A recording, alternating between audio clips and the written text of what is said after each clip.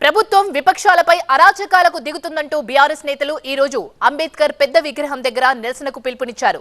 ఈ నేపథ్యంలో ఉదయం నుంచి బీఆర్ఎస్ నేతలను హౌస్ అరెస్ట్ చేస్తున్నారు పోలీసులు. దానికి సంబంధించిన బ్రేకింగ్ చూస్తున్నాం. హౌస్ అరెస్ట్లపై టీవీ9 తో కుత్బుల్లాపూర్ ఎమ్మెల్యే వివేకానంద గౌడ్ కామెంట్స్ చేశారు. అక్రమ నిర్బంధాలతో మమ్మల్ని ఆపలేరన్నారు ఎమ్మెల్యే. తాము ఎలాంటి ధర్నాలకు పిలుపునివ్వలేదని చెప్పారాయన. అంబేద్కర్ వర్ధంతి సందర్భంగా తమ వినతులు అక్కడ పెట్టాలని నిర్ణయించామని ఎమ్మెల్యే వివేకానంద చెప్పారు. ప్రభుత్వం డైవర్షన్ పాలిటిక్స్ చేస్తుందన్నారు ఎమ్మెల్యే వివేకానంద గౌడ్. అక్రమ అరెస్టులతో భయపెట్టాలని చూస్తున్నారన్నారు వివేకానంద. మరిన్ని వివరాలు మా కరెస్పాండెంట్ జ్యోతి అందిస్తారు. బీఆర్ఎస్ ఎమ్మెల్యేలు పార్టీ ముఖ్య నేతల అక్రమ అరెస్టుల నేపథ్యంలో ఈ రోజు ట్యాంక్ బండ్కు ధర్నాకు పిలుపునిచ్చారు బీఆర్ఎస్ పార్టీ నేతలు. అయితే ప్రస్తుతం మనం కేపీ వివేకానంద ఇంటి దగ్గర ఉన్నాము. అతన్ని కూడా హౌస్ అరెస్ట్ చేయడం జరిగింది.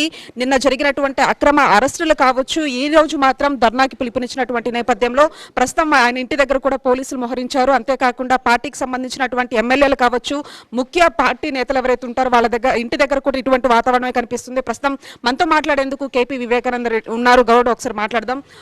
సార్, ఇప్పుడు ధర్నాకి వెళ్తున్నారా లేదా?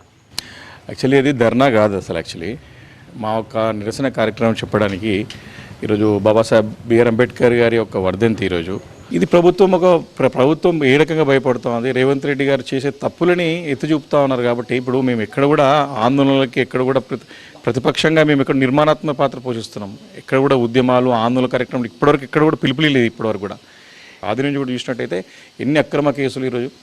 నిన్నగాక మొన్న హరీష్ రావు గారి పైనటువంటి ఇదంతా ఇష్యూ ఎందుకైంది? హరీష్ రావు గారి పైన ఒక దోషిగా ఉన్నటువంటి వ్యక్తి ఆయన అక్రమ కేసు పెడితే 24 గంటల్లో ఎఫ్ఐఆర్ రిజిస్టర్ చేయడమే కాకుండా హరీష్ రావు గారు హైకోర్టు అడ్వకేట్ పెట్టుకొని మరి దీనిపై న్యాయమైన పోరాటం చేస్తే ప్రభుత్వం తరపున ఆ ఒక్క దోషి ఎవరైతే ఉన్నారో చక్రధర్ గౌడ్ అనేటువంటి ఒక వ్యక్తి ఆయన పైన ఎన్ని ఆరోపణలు కాదు ఎన్నో కేసులలో జైలు పోయించినటువంటి వ్యక్తి, ఆయనకు అండగా ప్రభుత్వం ఉండి ఢిల్లీ నుంచి 50 లక్షలు ఖర్చు పెట్టి సిద్ధార్థ్ లూత్రా అనేటువంటి అడ్వకేట్ని ప్రభుత్వం తరపున చక్రధర్ తరపున ఈరోజు వాదించడానికి హైకోర్టు తీసుకొచ్చి వాదింపజేశారంటే ఎంత కక్షపూరితమైనటువంటి ఆలోచనతోనే ముఖ్యమంత్రి రేవంత్ రెడ్డి గారు ఉన్నారో స్పష్టంగా అర్థమవుతాం.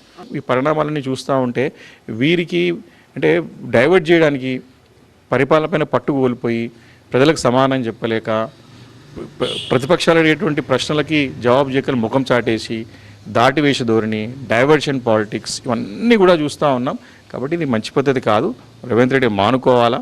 మొత్తానికి ఇది పరిస్థితి. ఏదైతే 6 గ్యారెంటీలకు సంబంధించి ప్రశ్నించినటువంటి నేపథ్యంలోనే ఈ విధంగా అక్రమ అరెస్టులు కానీ అక్రమ కేసులు కానీ పెడుతూ ఉన్నారు. అంతేకాకుండా ఈరోజు అంబేద్కర్ వర్ధంతి కాబట్టి తమ నిరసన తెలియజేసేందుకు అక్కడికి వెళ్తూ ఉంటే ఈ విధంగా హౌస్ అరెస్టులు చేయడం కూడా సబబు కాదంటూ కూడా చెప్తూ ఉన్నారు. జర్నలిస్ట్ యశ్వంత్తో కలిసి జ్యోతి, టీవీ9 హైదరాబాద్.